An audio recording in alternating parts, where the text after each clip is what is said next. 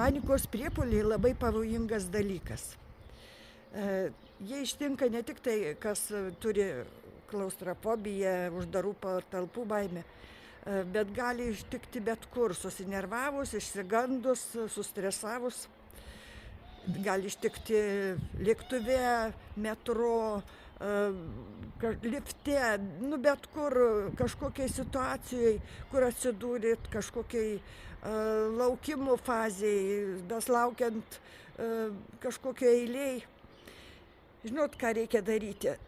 Kaip save staigiai nuraminti, nes pirmiausia sutrinka kvėpavimas, tai stabilizuokit kvėpavimą keturiais skaičiais.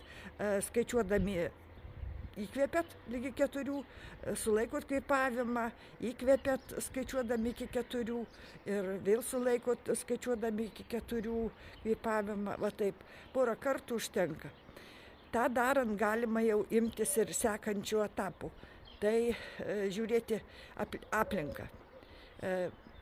Stabilius daiktus kažkokius, kur matot aplinkui, suskaičiuokit 5.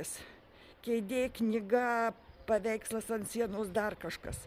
Paskui 3 daiktus, kuriuos galit paliesti. Galbūt tai siena, galbūt tai grindys, galbūt tai jūsų rūbas, rankinukas, kažkokia papkė, 3 daiktus. Paskui 3 kvapus, ką jūs užuodžiat. Galit prisiminti, kad kavos kvapą, galit prisiminti kažkokį šalia kvapą, mašinos išmetamų dujų kvapą, kur gatvėje užuodėt, dar kažką. 3 kvapus. Po to 3 skonius. Irgi galit kava būti, saldainių kažkokio prisimenat, banano skonį, dar kažko, ką sugebėsit, kas jums greičiausiai.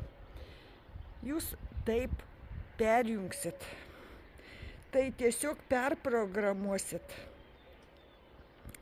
perkrausit smegenis, perprogramuosit iš nerimo režimų į viskas įprasta, viskas žinoma, viskas jums suprantama.